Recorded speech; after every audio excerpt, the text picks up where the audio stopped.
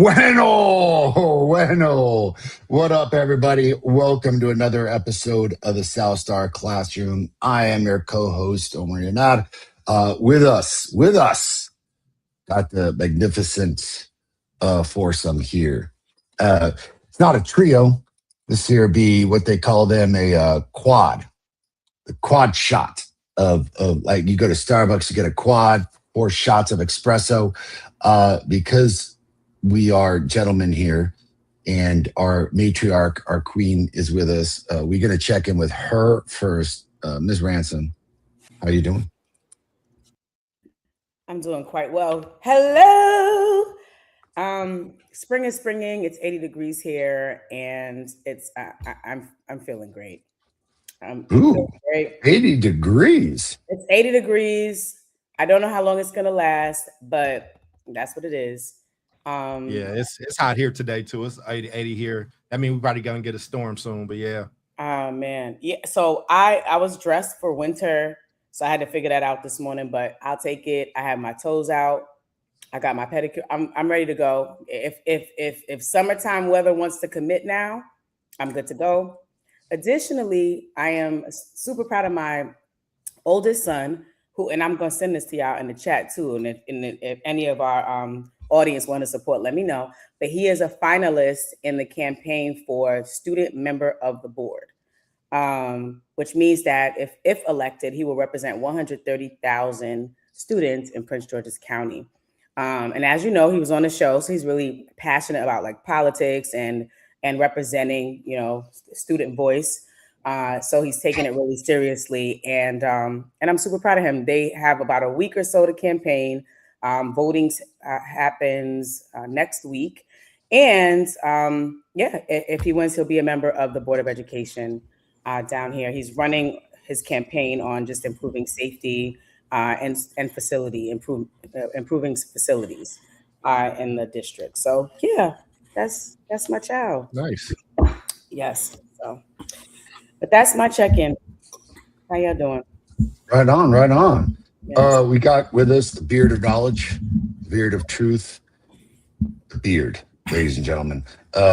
He's got one, but more importantly, what he's got is a scowl on his face for the destruction of democracy. Brother David, how are you today, man? It's good to see you. I am good. Good to see all of you. Excited about today's topic. Let's see where it, especially as the parent of a soon to be 16-year-old. Yeah, dude, this hits home. Yeah, this hits home in a big bad way. Yeah. In other related news, David, I wanted to let you know that El Paso and its support of the Padres, because we are the AAA team to the Padres. We had a lot of Padres down here for opening day this past week. And I'm happy to report that a lot of very inebriated El Pasoans were very excited for this Padre season as you're wearing your San Diego hat. Yeah. And they exclaimed the Colorado Rockies, and so we're about to take on the Seattle Mariners.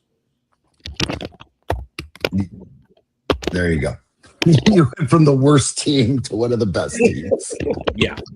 I mean, we got beef because the Cubs and the Padres met up last year, so we gotta maybe we'll get a replay of that. I'd like to see that. Doc, how you feeling, brother? I'm good, man. I'm happy that y'all are here. Good to see everybody. I'm interested in the topic. I was trying not to do the show before the show with you, Omar, but we kind of talked a little bit about it. So I'm with it, man. I'm juiced. Jubilee, I'm happy for your boy. I think you did send it to us. Now, are these kids having to run full paid campaigns? Because one of them was asking for some bread. And I'm like, wait, are they making these kids run actual campaigns with money? That's ridiculous. Yeah, well, you can't. It's just certain people can't help, like there's people at their school and things like that. But yes, they can definitely campaign, fundraise, because they've got to get to school. So for example, I had to take Sid to school way down in the southern part of the county, and there's 202 schools, so they're not going to make it to 202 schools in the next week. But the idea is to cover as much ground as possible, and you need to be able to Uber, you need to be able to print flyers and stuff like that. So yeah, they're doing all that. Social media ads, they're doing all of it. I'll send you Yeah. That's a lot, but good luck to him. I'm happy for him. I'm happy for you, and I'm excited about today's show, man. Thank you. Right on. And I want to let Mama Toya know today's show, Mama Toya, because the grandkids in the audience will be significantly more curated and edited for their listening pleasure. So don't worry. Mad at you last week, Charles, because I mean, she sent the message to all of us in live. I mean, she said I got to watch it later, but we lost all the grandma. She had brought the full grandma group came, and I just watched us lose like 8 people. Yeah. So I need a heads up when I get the grandmas on the show. This is an unedited show. If I am to make an adjustment in my rants and language, because I need to know when to go from HBO to CBS. I treat this show like HBO, baby. I don't want to be edited. I like the First Amendment. Omar, you know, I like using my words. I think you should do your rants and cursing and do all that, but we'll bleep it. I'll edit it with. Ooh, that's funny. And I think that'll be even more impactful. I just think it'll be. I'm trying to produce you, brother. I've been trying for how long? How long, Jubilee? I've been trying to get him to do this. Yeah, it's been a while. It's time we got to get it. Oh, and side note, my mom says hello to everyone. She's gonna. I sent her the link. She was like, because I want to see Omar do his rant. And then she was like, but tell all of them I said hi, because I can't, show favoritism to Omar because I know how much Charles loves me and David loves me. See, I think she's taking a shot at us, David. It's okay. I know who Mama Ransom loves the most. Right. It's okay. I know in my heart that is me. But continue. All right, y'all. So what are we talking about today? The title, War. Huh. What is it good for? Yes, ladies and gentlemen, we're in a war. And it's not to distract immensely from the Epstein files or distract immensely from the fact that Trump just posed himself as Jesus. Quite literally Jesus. You seen this one? I think everyone's seen this one, man. Yeah, like there's a demon walking behind them too. And like it's like correct. People behind them. It's like, bro, dude, you got to look at these things, bro. And Trumpers are going crazy because they have equated this essentially with the coming of the Antichrist revelations. So with all this said, ladies and gentlemen, things like what we're discussing today on the show could get lost in the buried myriad of news stories. And the news story is we're going to talk today about the automatic, not even mandatory, just stone cold automatic registration of young men aged 18 to 25, could be 26, depending on the birthday, for military draft using government data instead of requiring them to sign up manually. So what does this mean? This change comes directly from the National Defense Authorization Act. And really what it is Doc and I were talking about, it used to be like, yeah, you got to go, you're 18, you got to sign up. Mm-hmm. That is not the case. They relaxed this law a bit in 2020. Mm-hmm. And what we saw was about, a 3% drop in the mandatory registration. Registration came at around an 80%. And this just came through that the Trump administration is pushing this forward and essentially is saying, nope, we're going to take all data, all the AI, all the crypto that we got. I'm joking, conflating stuff, and basically saying, yo, you're 18 to 25, you're going to be automatically registered for a military draft. Now, this does not mean that that there will be a draft. We'll get into that later in the show. A draft requires congressional approval. Let's just still hope that is something that Congress still has the cojones to actually keep as one of their powers, because I got to tell you, this Congress has ceded their powers immensely to this president, which is something I'm not a particularly huge fan of. So why is this happening? Officials say it's about efficiency and we're going to save taxpayer money. That's usually just a bunch of garbage, in my opinion, but that's what they're saying. And it's because fewer young men have been registering in recent years. Timing's got to be an issue, man. Like we're in the middle of this Iran situation. The constant question is, are you going to put boots on the ground? And it doesn't look good, dude. Like JD Vance pulled out of negotiations in a day. Flew to Islamabad. Look, man, I think the flight to Islamabad might have taken longer than the amount of time Probably. our vice president, by the way, not our president, not Marco Rubio, not like our foreign diplomats, which I got to tell you, does anyone know where those cats are at? Just factually, does anyone know where Trump, Marco Rubio, and our leading diplomats were at? While JD Vance, someone who knows pretty much nothing on foreign policy, do you know where they were at? Well, Vance Doggy Dog was negotiating with people in Islamabad for 16 hours. Playing golf somewhere. Worse. Way worse. A UFC fight. This is, I mean, you couldn't have seen, I mean, we saw it with Idiocracy, but man, like you can't even write this shit anymore. Sorry. Sorry, Mama Toya, I'm going to keep my language in check today. I don't even know if she's in here yet. She ain't Yeah, I said don't think nothing she's to here us yet. She might not be here. Yeah. Yeah. But Mama Jubilee's mom just popped in, so we got that, you know. Yay, we love her. Yo, you can't write this stuff.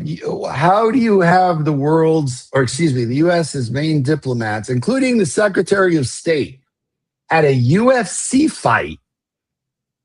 Well, JD Vance Doggy Dog is out in Islamabad negotiating for a whole 16 hours, ladies and gentlemen, one whole day. Don't know if people remember the peace accords that happened during the Carter administration and how long those lasted.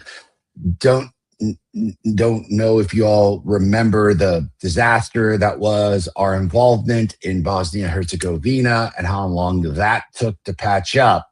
But I will tell you, those talks took significantly longer than JD Vance's putrid 16-hour involvement. So being that as it may, we're in trouble here, folks. So this registration of 16 to 25-year-olds is a little worrisome to a lot of folks because as peace talks start crumbling and Trump declares that we're going to put a blockade on the blockade, which I don't necessarily know what that means. I don't think he knows what that means. I think he pooped his pants in the middle of saying that, or Pete Hegseth farted in the middle of a press rally the other day, which was fun. What does this mean?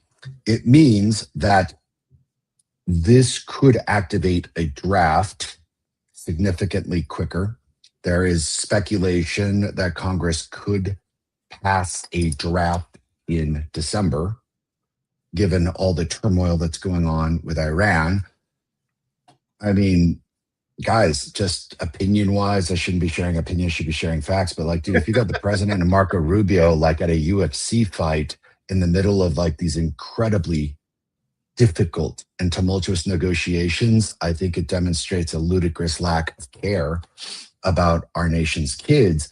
And it will disproportionately impact low-income Black and brown communities, for sure. Always does.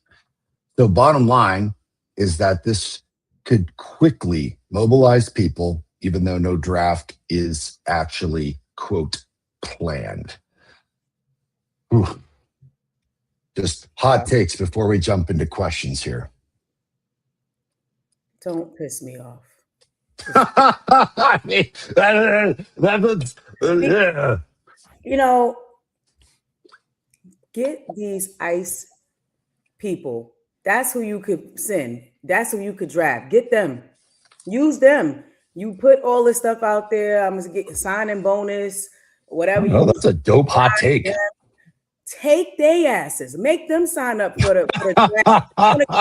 People fight. Very good. You already have the people that you're looking for. Take them, please. My son gonna be 18 in less than 2 years. I mean, like, if this would still be in place, like I don't I really still think it needs to be voluntary. People do it because they want to, they need the money, they want whatever the perks are, but this is complete and utter BS. And you could just turn around the people that are in ICE and make them do this since they want to volunteer to serve their country. It's a solid hot take. Hey guys. Doc, Dave, hot takes on this? I'll go out the day. Thoughts? Doc, you got it. I mean, Dave, you got a kid? Yeah. I think what it comes down to for me is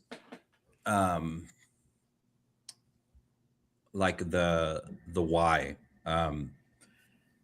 It's not clear to me, and I think it's probably not clear for many people in our armed forces as to like why we're doing what we're doing right now in the Middle East. So I think after 9/11, there was a big uptick in young people registering for the draft because like we've been attacked, right? We were attacked. And so you have a lot, and we ended up going and attacking the wrong country, but that's separate. So I always wonder, like if you're the average soldier that's being sent, most of our recent wars have been on the other side of the planet. So you have to leave the comfort of your home and your community, and you're, put in some kind of a position, whether it's combat or non-combat, of supporting some kind of military campaign. But I'm like, why? Like, for what reason? I mean, I think even back to like Vietnam. You imagine the average age of the American soldier in Vietnam was 19. God, dude. 19 years old.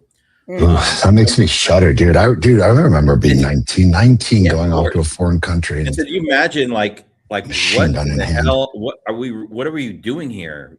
Fighting in the swamps and the jungles and the tunnels of Cu Chi, and like why are we here? Oh, we're fighting communism. Sure. Are you really fighting communism? Right? Are you really fighting for the freedom of the Iranian people? Do you know anything about the country of Iran and its history? I mean, Ted Cruz didn't. Interestingly enough, clearly. So he I think got roasted by like, Tucker Carlson about it. Yeah, he did. Yeah. I mean, I wouldn't say I'm not anti-war. I think if our shores are attacked, we definitely we need to be able to respond. But I'm just not seeing that now. And I think it's, they're going to have a hard time recruiting people going forward. And, maybe this is an attempt by the government, by the Trump administration to, ease up the process so they can, have easier access to information on young people. So when they do decide to pull the trigger, they know exactly who they're dealing with. Mm-hmm. Yeah. Yeah. I think that's what's up, Doc. Yeah, I think I want to make sure that I don't want us to conflate two different things versus like this automatic signing you up for armed services, which again, I didn't know that they stopped, right? Like I was required to sign up. If you're a male in the country at 18, especially if you're trying to go to college or you need anything federal, or get an ID in California, state by state, you have to sign up. I didn't know until you brought the article up, that this topic up, that they relaxed it in 2020 and saw the dip and saw people leaving. But I don't want to conflate that with the fear and potential of a draft coming back, which I remember when Bush was president, there was a lot of fear around that time as well, because I was of that age. And I have a brother. I'm also a military kid, right? So my dad and uncle are Marines. My uncle was Vietnam and Marine. My dad is a Marine, and my brother is Army, 2 tours in Iraq, 1 in Afghanistan. And my nephew is currently serving right now, right? My nephew is currently overseas now. So I want to make sure that people watching us are getting the facts, like that this part of it is the only new part, is that it will automatically be done for you as opposed to you having to register to do it and then or whatever. Now, are we talking about that? Or now we could talk about the crazy man in office that is making poor decisions about where to deploy people. But I don't want people to leave the show and be misinformed that we're saying that this is a draft that's happening and it's about to automatically happen. But since my entire life, you've always had to, as a male in the country, you've always had to declare at 18. So, and I guess, what'd you say? Was it 3% dip of people that just have not been doing it? So, Right. Yeah. So, Right. I mean, exactly. Still over 80%. I think and I'll answer both those questions. And Doc, I know you're serving it up. Good producing, by the way. oh, it's all good. On one hand, I'm also, like I said, military family. So I got everyone wants all the Marines out there. Yeah. Everyone wants to hear, I think, our opinions on where the White House or this country is actually thinking in terms of this chaos. Because I'll tell you, just from a personal stance, one of the things that I really love about this particular show is that you've got you three much more so than I, but 4 well-educated individuals who do their research, truly think before they talk, and formulate an opinion that we say, this is an opinion, post Right. here are the facts. And we try to clarify that so our audience walks away educated, as is our jobs as educators. The extraordinary amount of misinformation, disinformation. I mean, my God, if I were elected president, I think one of the very first things I would love to do is bring back the federal subsidy to news. Hmm.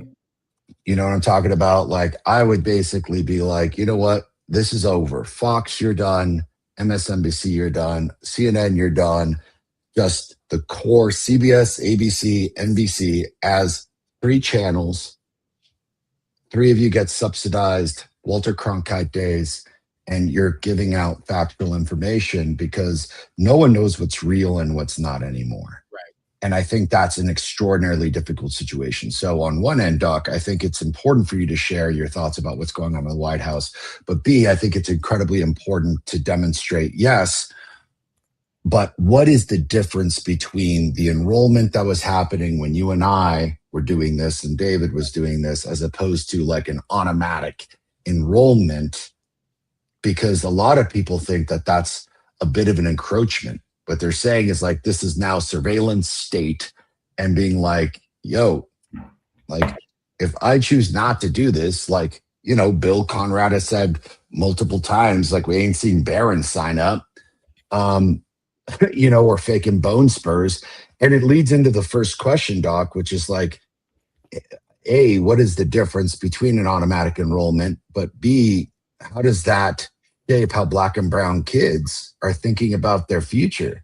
Because I got to tell you, it's going to be Black and brown kids that are going to be registered first if there is a draft. And do we think that this could be disproportionately affecting them? Yeah, I think it'll be disproportionately affecting them and poor people in general. It's a lot of corn-fed white boys that go to, right? Like, that was let's talk about that. That was one thing. I mean, Appalachia, all that, like, you know, when I was talking to my brother, there was a lot of people.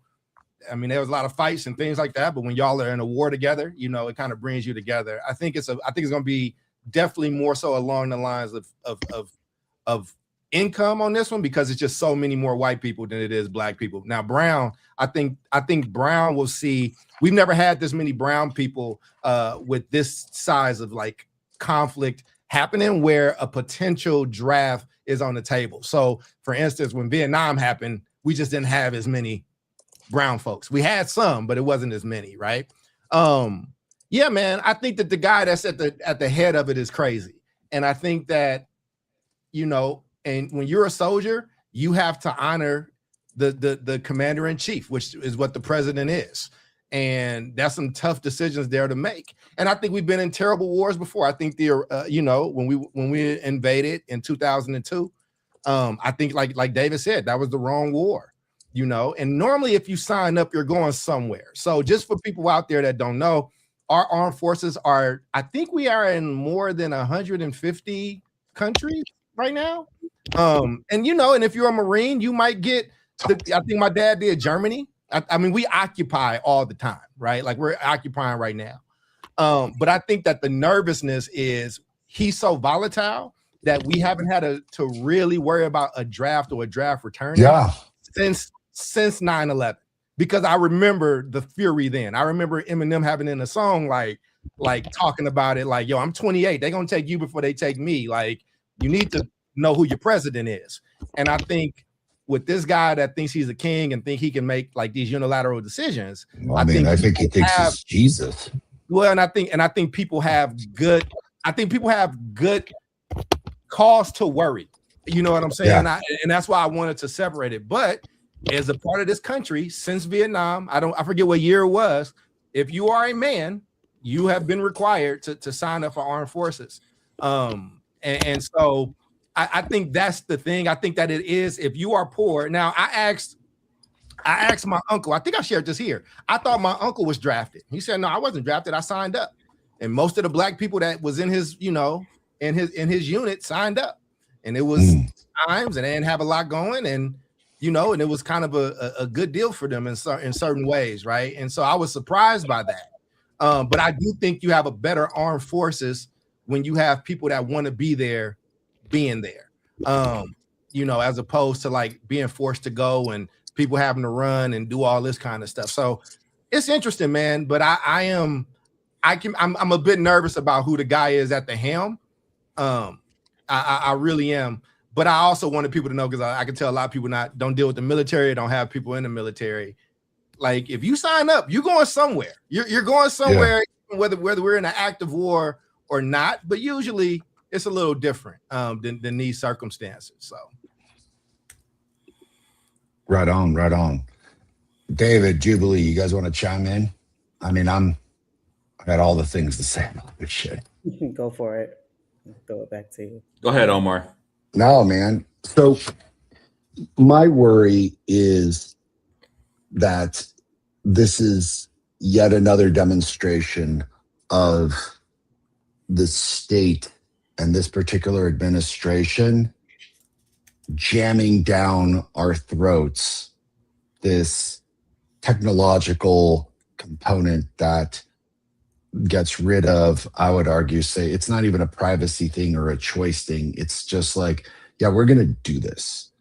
And the way that it was snuck into this bill was kind of creepy in terms of the automatic registration. And they always say, well, it's like for taxpayer stuff. I'm like, no, man, it's creepy. It was creepy the way that it was done. And I understand, Doc, you and I are policy nerds. We know that writers get stuck into these bills left and right. We know that things get snuck in.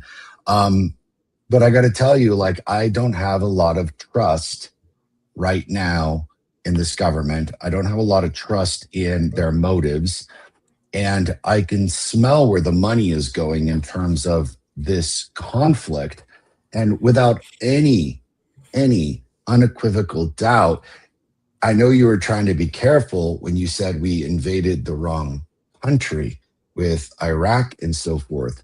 But like, I love pointing out the like insane level of hypocrisy when people talk about, well, we went in there and we stopped this tyrant.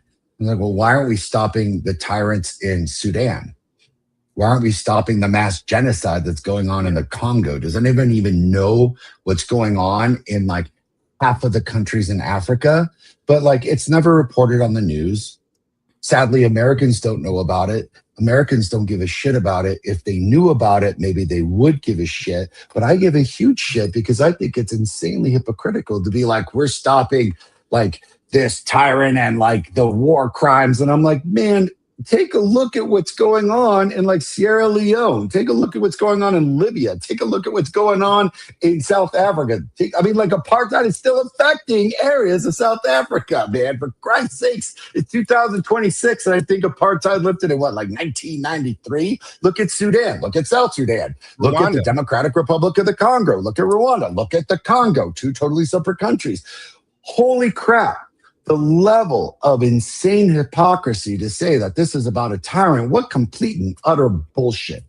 Like, that is insane. We didn't bomb the wrong country. That was Dick Cheney going there and simply saying, this aligns with America's ability to maintain its position of power over other countries. Because if we control the oil and we control the currency, then we can control the world.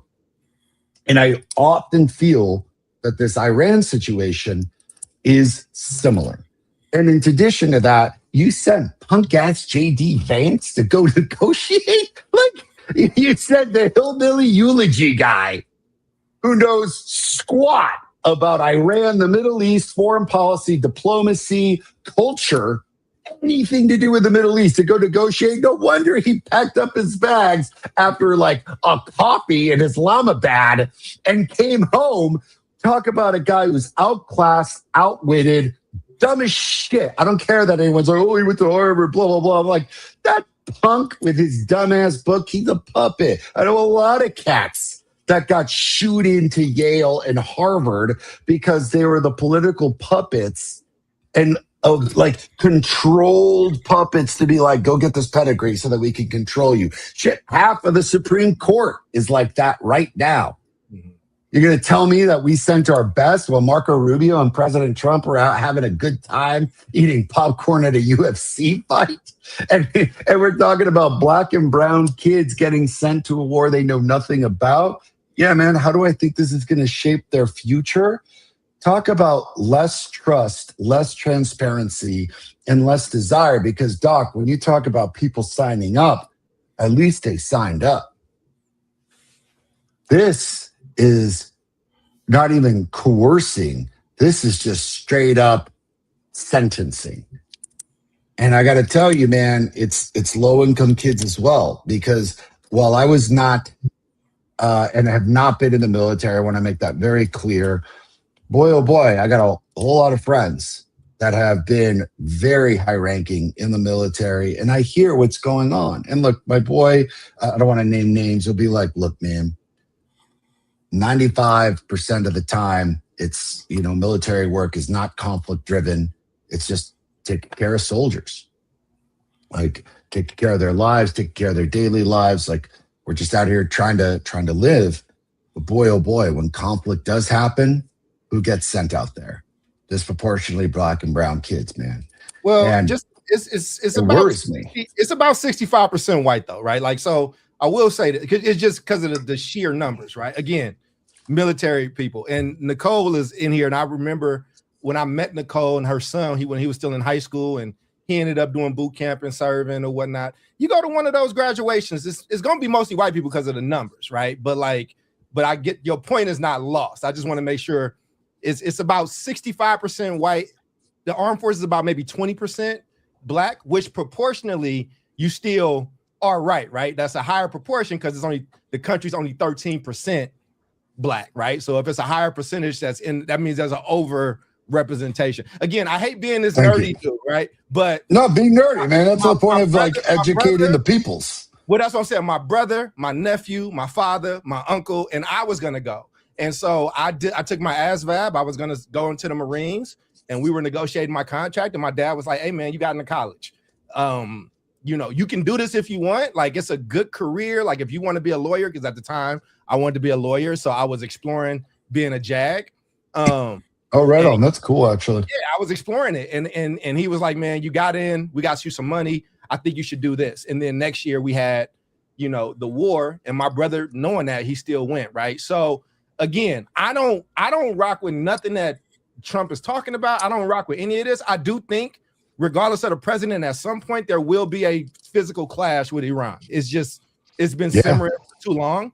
And they make a lot of big threats and claims, but I don't feel comfortable with who the commander in chief is. I don't think that his head is on straight, and I think that he would make some decisions that make him feel more like a king, that make him feel more like a ruler. So I'm not in support of this cat at all. But obviously, with my family ties and those things and people that I support, I want to make sure they're gonna make sure I get this right. I don't want to have to, I don't want to have to go back and look at my uncle and he'd be like, you know better than this. Go ahead. So, but I agree with you. Yeah, man. But I appreciate that distinction, man. And like, look, to your family and everyone else, like, I give incredible credence to those who sign up for military service.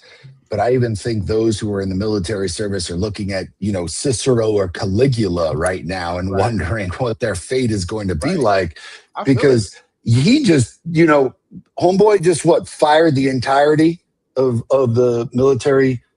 Yeah. Oh yeah. Yeah. You hear about this one? He basically No. got rid of like most of the Joint Chiefs of Staff and fired anyone at the top levels and echelons of the military that disagreed with him because they were like, hey man, maybe you want to rethink this.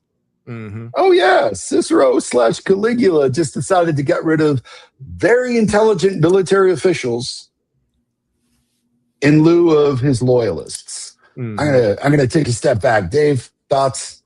I know Dave is in San Diego, man. He's in military town. So Yeah, I mean, let's see. A couple of thoughts. Going back to JD Vance's like horrible weekend. Not only did he go to Pakistan to like, crash out on a deal, but before that he was in Hungary campaigning for Orban, who also just lost his ass. Right. So Dude, how was your weekend? How productive was your weekend? Right. But on again on the military thing, I don't know. I mean, it's kind of like the situation where, like, are we in like a? I hate to use a sports analogy, but like, are we like in a running out the clock situation here with Trump? right. Thinking about a scenario where That sounds like what's that comic, brother? Which one? Doc, come on, man. The most Watchmen. Oh, Watchmen. Got you. Yeah, man. Yeah, They're running out of the clock, David. Oh, yeah. So, the end is nigh. So if he's gone in 2 years, like how these things get reversed, I would assume. Not just the military stuff, but like, so many of his other executive actions, right? Yeah. But you kind of have to plan for the worst case scenario, because there were a lot of people that didn't think this guy would get elected the first time, and then even more people that didn't think he was going to get reelected, and he did. Yeah. So it just keeps on going. So I think there's an opportunity here for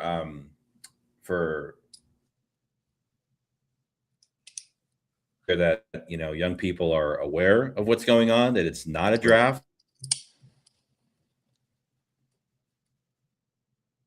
He froze right at that point. Yeah, you did freeze. Okay, am I back? The last thing we heard you say was that is not a draft. That is not a draft. Yeah, that's not a draft. You could consider it like moving in the direction towards a draft. I don't think they'll ever fully implement a draft without, unless we're like attacked like on our home soil. But it is, there are rumors. I'm sure. But I think it's something that we're just going to have to like look out for. Again, I don't know what the motivation of the average soldier is right now. I mean, they don't do like survey data, like on a scale of 1 to 10, how clear are you in terms of the current mission?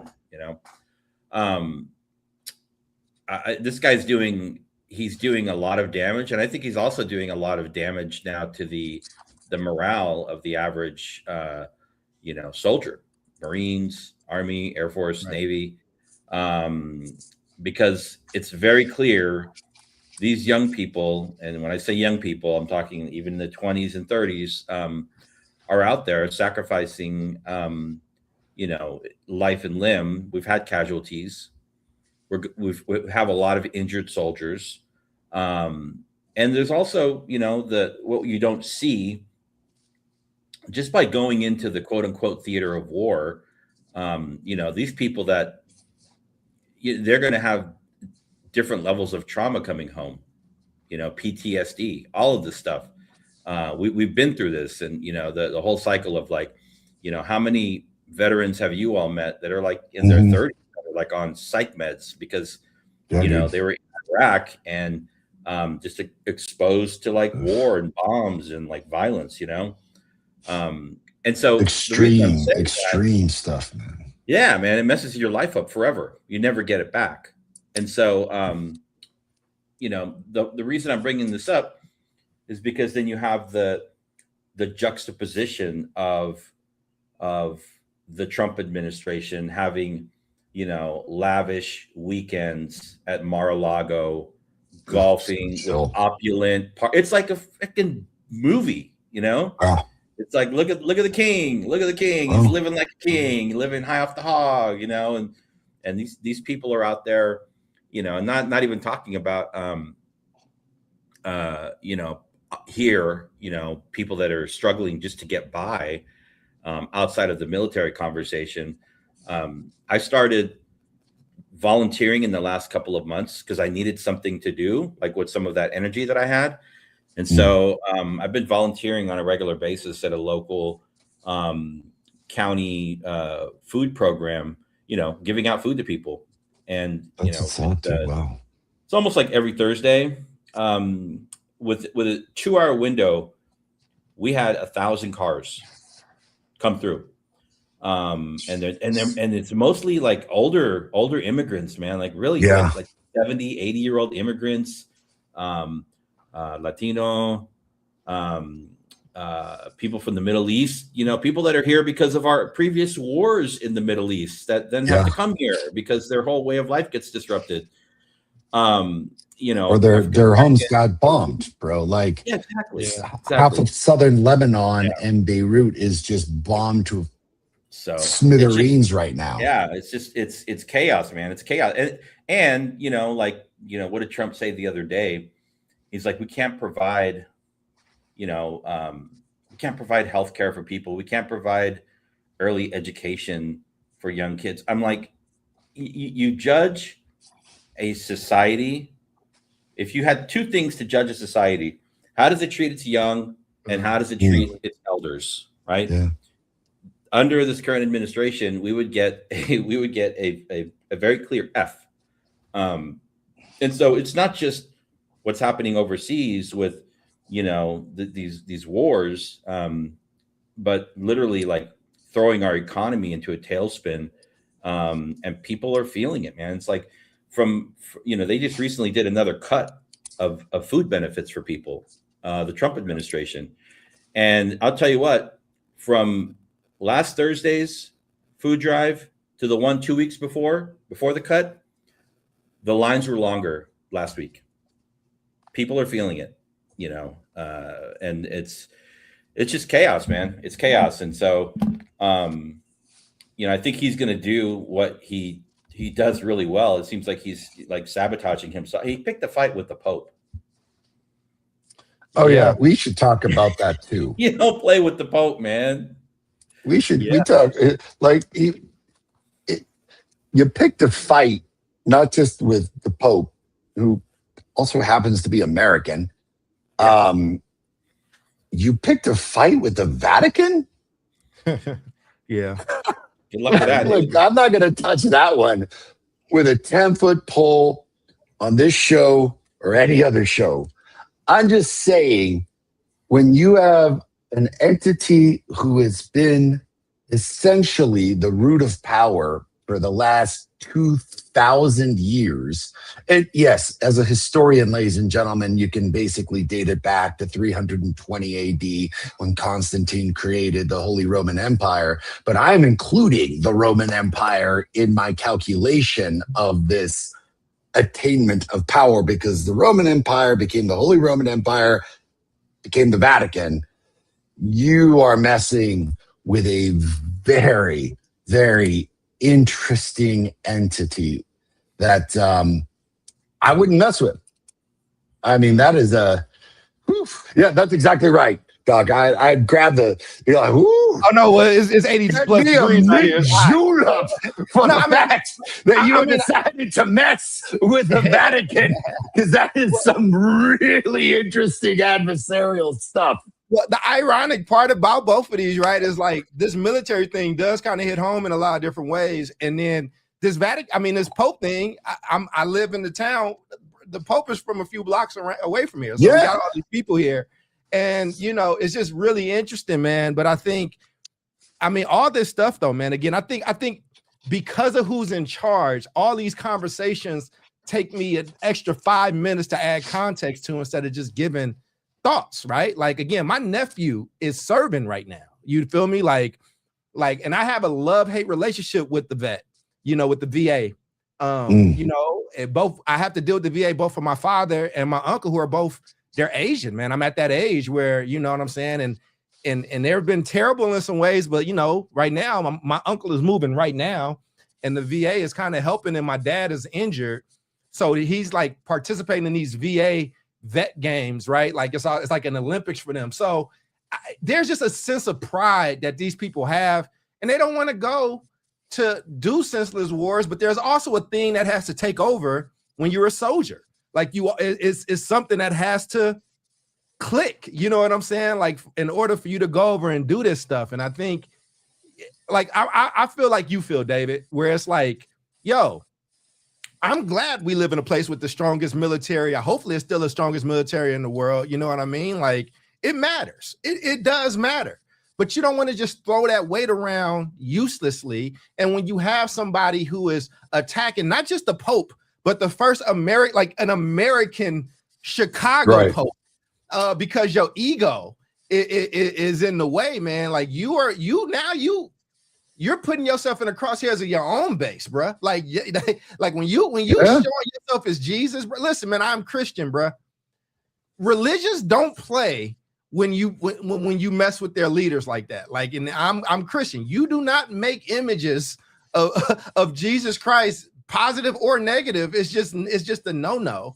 But you think your ego's so out of control, or the people that made it, because I know he didn't make it, but like the people are so afraid of you, or they just know your incessant need to be praised constantly, that somebody made this about you. It's just rough, man. It's just really rough. And I don't know and this generation is different. I think this will be the toughest generation of all time to recruit for a war if we get to a place where we really have to go to war. I mean, that's why they've been talking about this through the grapevine. Have you heard about them raising the age limit to like 45 of when you can serve? Because we just don't have, there's always been a core in this country, however you feel about them regardless, that have been willing and wanting and seeing the honor in serving. And he has found a way to roll that back. And I just think it's an honor in most places to serve your country. And whether it's in the armed forces or the Peace Corps, all of us have done some type of service work, right? Like, if you do a nonprofit, or you in education, or you in social work, like that's a part of service, like here, right? And I just think this man's ability to roll that back in these ways, it's astounding to me. And like, I hate this incessant need in producing, right, of like having to be factually correct, because I have things that I want to say, but I had to make sure we were on there right first. But dude is wild. It is trying to wait him out, David. But also, is this just the Republican Party right now? If it is just another Republican, like, will they come in on the same vibe? I don't know. I don't know. So I think I love today's topic, because it's making me take pause and think about this in a lot of different ways. And I know all of us probably got somebody in the military or tied to the military in some kind of way. And we want to say that with pride, you know what I'm saying? And it's just, it's wild. Or Bliss, El Paso, man, it's a huge military town. The thing Diego, is, like, exactly, man. I think when it comes down to, like, not just black and brown kids, but kids who are in the military, people who are in the military, right? We want to make sure, and if I was like president tomorrow, I'd be like, these are people's lives, and I want to make sure that the service that they've committed to is one in which is advancing, I think, the needs of not just Americans, but really a globalized peace. Mm-hmm. And when you got a dude who's essentially A, going after the Pope, B, Bibi Netanyahu has something on him. You know it. Like, this ludicrous amount of work. And I want to make sure that I really say this carefully, because I want to make sure our audience understands this. I want to create this triangle here. You've got the Jewish diaspora and Jewish people, okay? You've got Israelis, a solid group of people, a few of which I had the honor of going to school with, who are absolutely ready for a two-state program, absolutely empathetic of the Palestinian people. I knew true Israelis. I still know them. They're my friends who have no desire whatsoever to engage in the kind of systemic genocide that Bibi Netanyahu, so the top triangle, are basically Bibi Netanyahu and the far-right factions of the Israeli government. I got to tell you, Netanyahu is in power on, I don't want to say a fluke, but just under a far-right regime of complete Zionist ideology that does not correlate with the Israelis, that does not correlate with the Jews. And you got to ask yourself, what in the world does Bibi Netanyahu have on Trump? That Trump is, for all of his shitting in his pants and comparisons to Jesus, which I'm like, man, isn't that the first commandment? Like, isn't that the second commandment? I mean, I think this guy has broken every commandment on the table, Old Testament and New Testament, the 11th commandment. But like, whoo, man, this is getting nuts. And the fact that not only am I worried about our kids, but my God, dude, when I think about the military and those that serve, billions of dollars going into this that could otherwise be going into the VA, that could otherwise be going into education, that could otherwise be going into things. I honestly think that this president does not care about people, not care about anyone else, has some level of blackmail stuff that Bibi Netanyahu's got on him that is forcing the hand into Iran. And when I think about our young women and men in the armed services, that's what worries me. What are the motives in which your commander-in-chief in this administration, including Pete Hegseth, who I can't say enough about, man, it is a disgrace that he went to the Kennedy School. I don't even remember him. We got contacted by the Kennedy School to be like, yo, can you tell us anything about this guy? And I was like, he was at school with us? Like, this guy was so insignificant in school with us that we have no idea who the hell he was. And we knew everyone in that school. And this motor mouth is literally in a position of power, who did nothing, by the way, to help with this entire negotiation, Islamabad. It makes me incredibly worried. Not to mention the fact that this is also affecting, my home country of Lebanon. I've been dying to go for the first time, dying to see it. And I'm like, hey, when's a good time to go? And now like half of Beirut and the entire southern proportion is getting bombed. And now Israel wants to annex southern Lebanon to boot. This is some World War III type shit, Doc. It's worrying me, man. And bottom line is, it worries me for these young men and women in the military. What are we sending them into? Yeah, man. Yeah. I mean, David, I know, like I said, you out there, and I had a question for you guys. It's probably going to get an answer away, but, like the strongest public education system in the country, who owns that? Like, who has it? I'll do that at the end. But, I mean, just from your perspective, again, being in San Diego, you probably, out of the three of us, I mean, they by far has the largest military population there. How are you? What are you seeing anything? Or, a lot of those kids are probably going to go there. I mean, they always recruit in schools. It's just a thing that happens. But what are you seeing just from your perspective, if anything? You might not be saying anything at all, but I'm just curious. Yeah, I mean, I'm not seeing like too much, but what I am seeing, and something that is different here than what we would see, say, like when I was in the Bay Area, are at community events and or even like school events, like football games. We actually have, you wouldn't call it like recruiting, but the Army's there, the Marines are there, the Navy's there, Air Force is there. They've got booths set up, next door to whoever's selling kettle corn and stuff like that. So it's definitely like it's the military is so like ingrained and interwoven with the kind of culture of San Diego. We used to be a much larger military town. We're still a big military town, but they have shut down a couple of the different bases here locally. But we've got North Island, we've got Miramar, we've got they brought in the astronauts that went up in Artemis too. They brought them. They obviously splashed down off the coast. It was a Navy operation that brought them into the bay to a nuclear sub facility that we have here.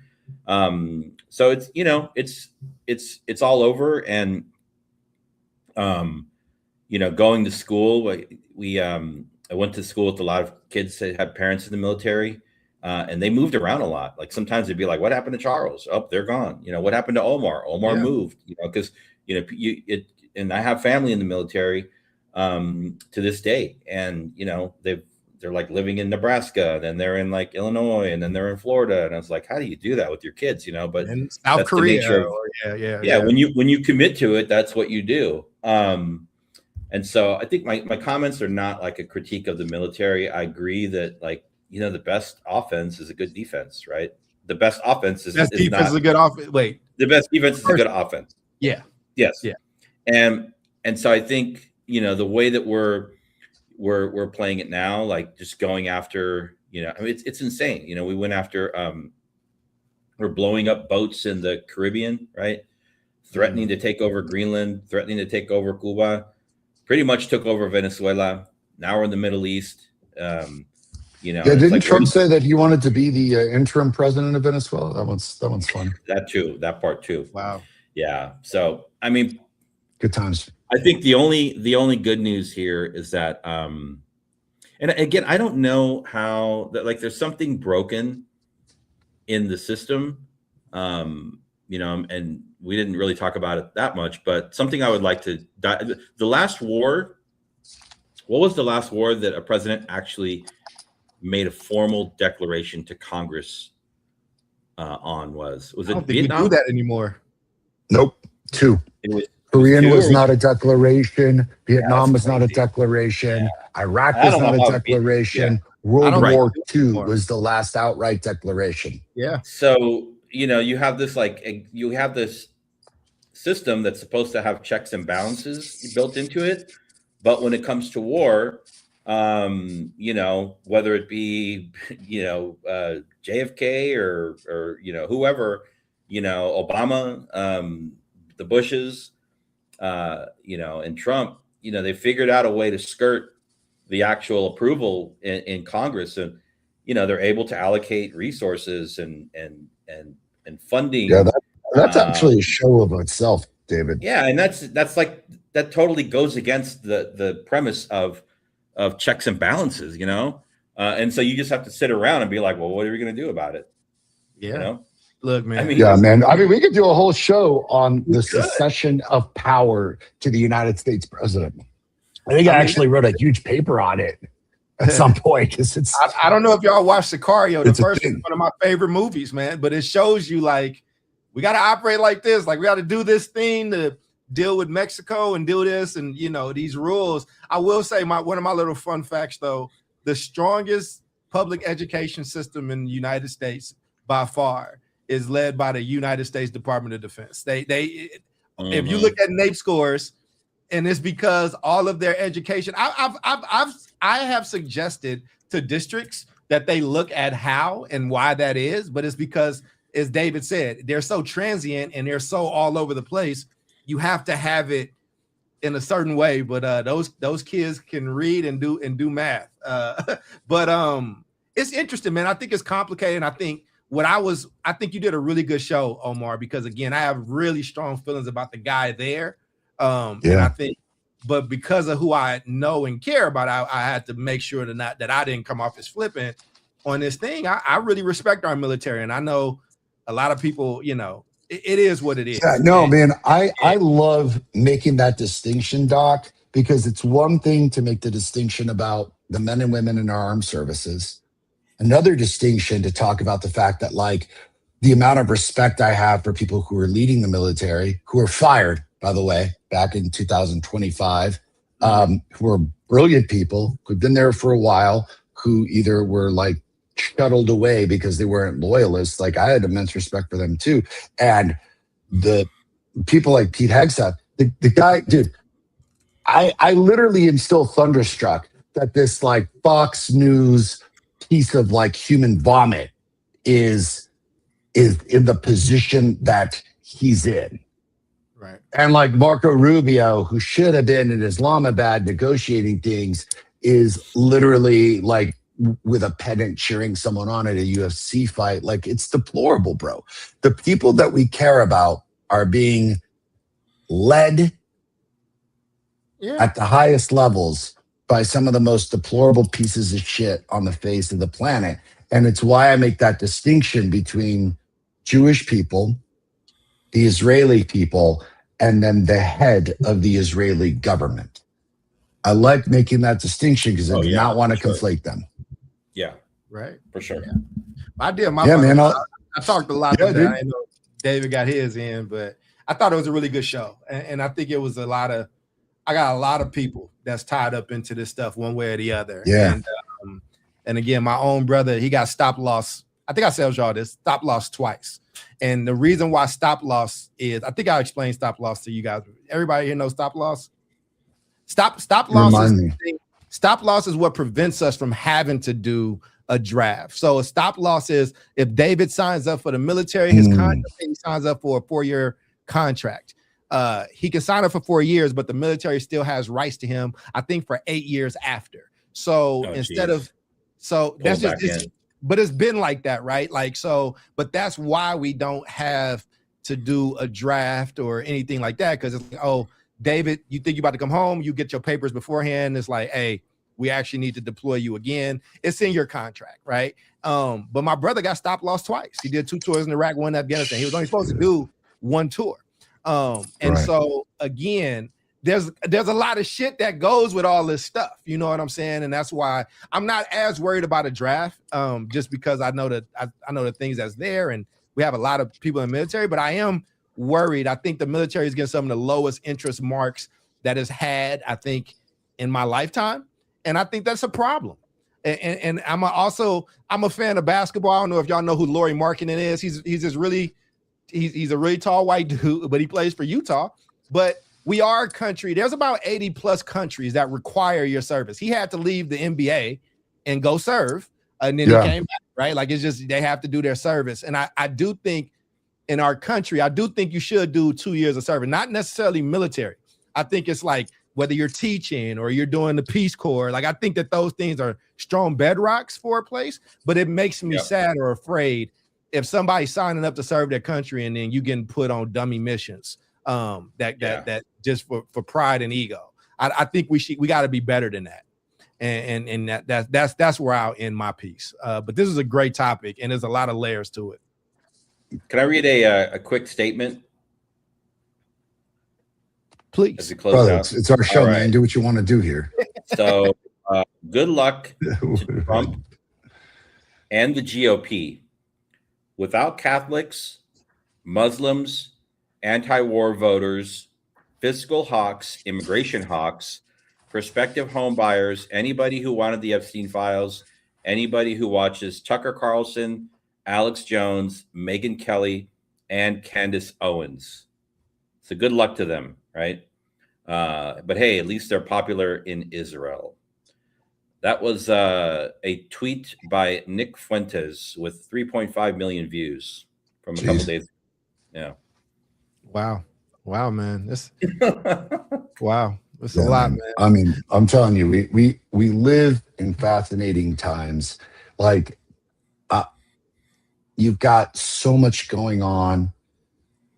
All of a sudden, they're discovering all these like pyramids and shit. I'm like, what, man? Like, dude, I think Bill Maher said it best. Like, no, aliens have like been officially announced, bro. And the dude is so wild and crazy that we don't even we haven't even stopped to talk about it because there's so much shit. Like, Yes. It is I mean, confirmed. honestly, I think maybe like, look, man, I set the topic about private colleges shut like what was it, like a third of private colleges shutting down. Maybe we should do a whole episode on the fact that like it's been officially announced that they've been here for a long time. It's Not crazy. just here. It's been officially announced, well, yeah, like all these pyramids. There's all this like speculation. Have you guys heard about this theory about like the holograms in the sky and like they're using the alien announcement to basically broadcast these fake images and holograms in the sky to scare the shit out of the world into like one horrible unified effort? Yeah, like again, man, it's just stuff on the internet that I have no evidence or rational stuff to discuss, but we can discuss the fact that it has been an official announcement that aliens have been here, are here, like probably, yeah, man, like built the pyramids, ancient civilizations before 10,000 years ago in advanced technology, and we're just like skirting over it. You're absolutely right, Doc. It's crazy. I know we gotta Aliens, go, but baby. this is for David though, because David is our he is our resident NAPE, like perfect person on NAPE, right? Just for you, David. In 2022, the DODEA, that's the Department of Defense, their schools outperformed all states in reading and mathematics in both 4th and 8th grade on NAPE. Yeah. They reduced racial gaps while racial achievement gaps persisted to some extent. The gaps were significantly smaller, and minority student achievement of Black and Brown Hispanic students in DODEA schools have previously achieved the highest scores in the nation for their respective demographics and outperformed national average for white students. And their resilience was they maintained high performance during the pandemic, whereas many schools across the nation saw large declines. So that was for you. Yeah. I know that's you're our. And we can do a show on that too. We got like 4 shows just out of this. Someone write this shit down, man. We got a show on aliens. We got a show on what the DOD is doing. We got a show on all the private colleges closing down. That's 3 shows. Write that down. Those are good shows, man. Take us out, Those man. Are good shows, baby. Before I find another fun fact to share, take us out, man. All right, ladies and gentlemen, this has been the South Star Classroom. I'm your co-host, Omar Yanar. As always, the beard of knowledge, David Castillo, our matriarch, Jubilee Ransom, and our producer, the host of the most, Dr. Charles Cole III. We will be back, ladies and gentlemen, next Tuesday, 3 p.m. Pacific, 6 p.m. Eastern. Same bat time, same bat channel. Until then, please take care of each other. Give thanks to our folks in the armed services, and peace. Peace out, y'all. Truly, peace.